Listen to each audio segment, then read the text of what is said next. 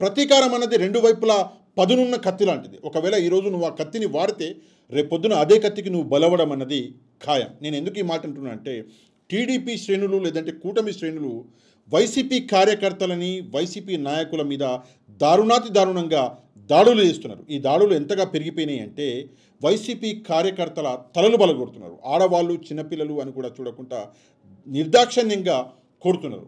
కాకపోతే ఎందుకని చెప్పేసి వైసీపీ కార్యకర్తల మీద ఈ దాడులు జరుగుతున్నాయి అంటే వైసీపీ కార్యకర్తలని వైసీపీ నాయకులని భయపెట్టడానికి.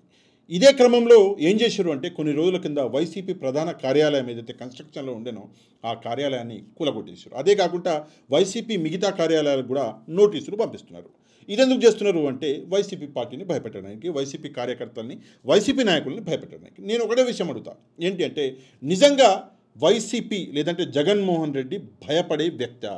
వైసీపీ కార్యకర్తలు వైసీపీ నాయకులు భయపడే వ్యక్తుల? ఈ ప్రశ్నకి తప్పకుండా కింద మీరు కమెంట్ చేయాలి.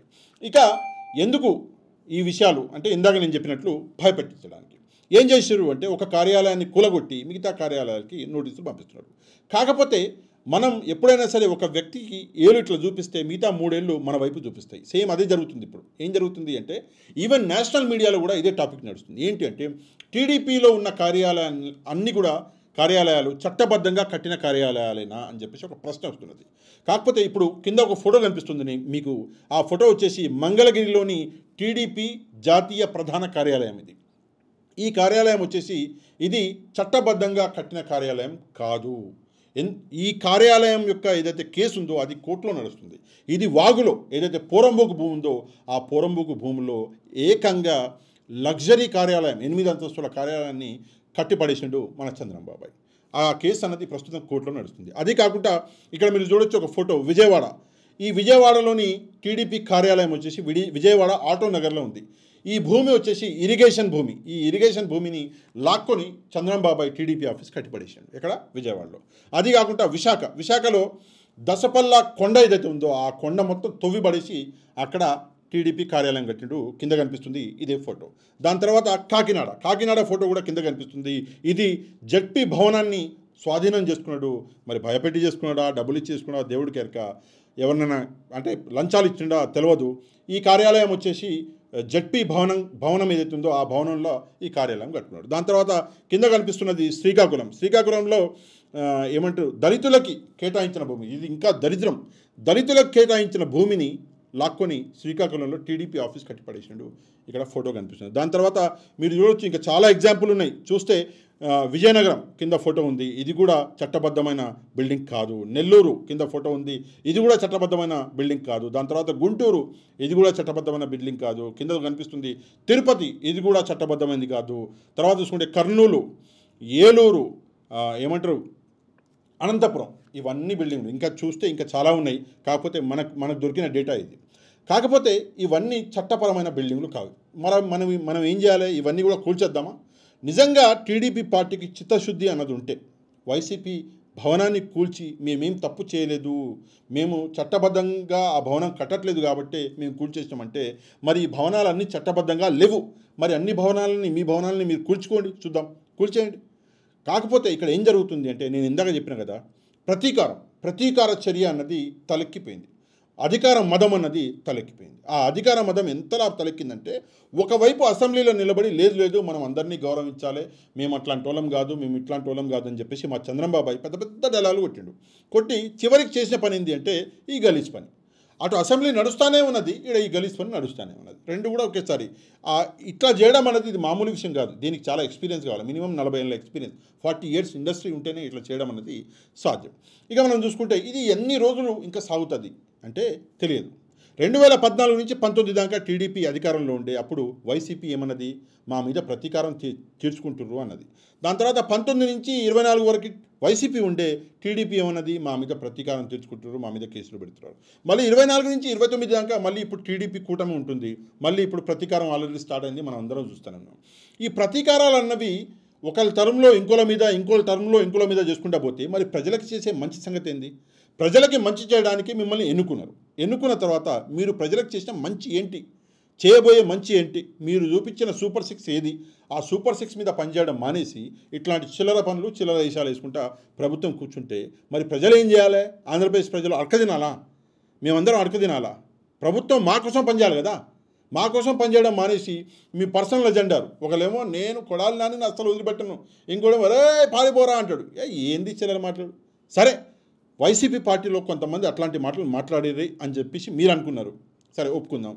ఇప్పుడు మీరు కూడా చేసేది అదే కదా. మరి మీకు వాళ్ళకి అసలు ఏమన్నా అది ఉందా? మీరు సేమ్ కదా ఇప్పుడు అయింది.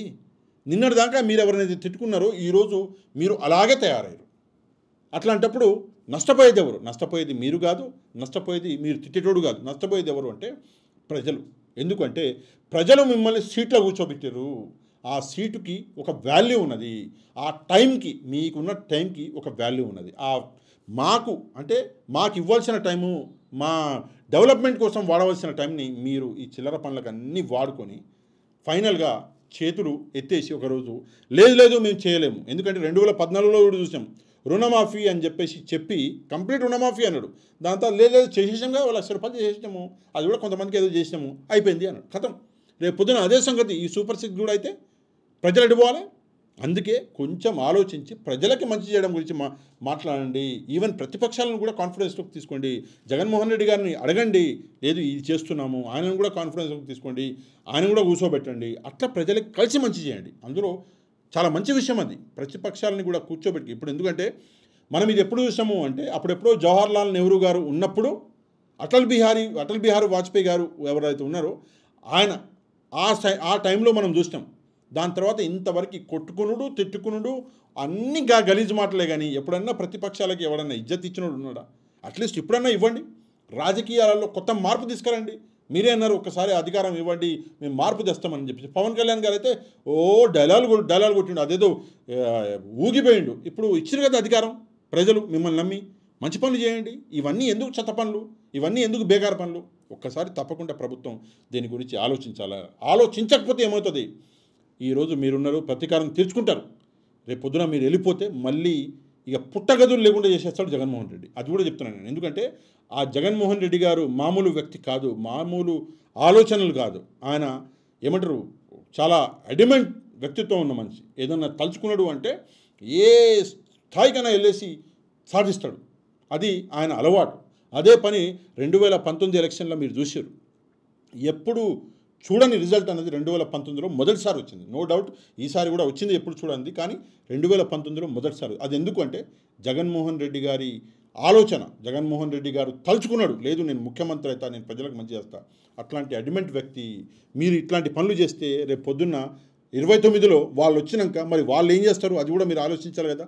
అందుకే ఒక పార్టీ మీద ఇంకో పార్టీ మీద ఇట్లా అది చేయడం మానేసి ప్రజలకు ఏం మంచి చేయాలో అది ఆలోచించండి. ప్రజలకి మంచి చేస్తే చాలు, ప్రజలే గుండెలలో పెట్టుకుంటారు. ఇప్పుడు ఎన్టీ రామారావు గారిని పెట్టుకోలేదా, రాజశేఖర రెడ్డి గారిని పెట్టుకోలేదా? అట్లనే మిమ్మల్ని కూడా గుండెలలో పెట్టుకుంటారు. భారతదేశం ఉన్నంత వరకు ఇందిరాగాంధీ గారి పేరు ఉంటుంది అన్నారు. ఎందుకు అంటే ఇందిరాగాంధీ గారు చేసిన కొన్ని పనులు అట్లా ఉన్నాయి. Indira is India, India is Indira అన్నారు అప్పుడు. అందుకే ఒక్కసారి ఆలోచించండి ఈ విషయంలో. ఈ ప్రతీకారాలకు పోకండి, ప్రజల్ని హింస పెట్టకండి. నేను నిన్న ఒక వీడియో చూసిన, ఒక లేడీని మొత్తం తలకాయ పలగొట్టారు. చాలా దారుణంగా ఉంది. ఈరోజు అనుకుంటా చాలా దారుణంగా ఉంది. మొత్తం కట్ చేసారు, కోసేసారు. అందుకే ఇట్లాంటి పనులు మానుకోండి. అధికారులకి ఆదేశాలు ఇవ్వండి, ఇట్లాంటి పనులు జరగకుండా చూడమని. తప్పకుండా మీరు మంచి చేస్తే ప్రజలు మిమ్మల్ని గుండెల్లో పెట్టుకుంటారు. ఈ వీడియోని లైక్ చేయండి, మ్యాక్సిమం షేర్ చేయండి. మీకు మన కంటెంట్ నచ్చితే తప్పకుండా మన ఛానల్ సబ్స్క్రైబ్ చేసుకొని కమెంట్ చేయడం మాత్రం మర్చిపోకండి. నెక్స్ట్ వీడియోలో మళ్ళీ కలుద్దాం. అంతవరకు థ్యాంక్ యూ వెరీ మచ్. జై హింద్.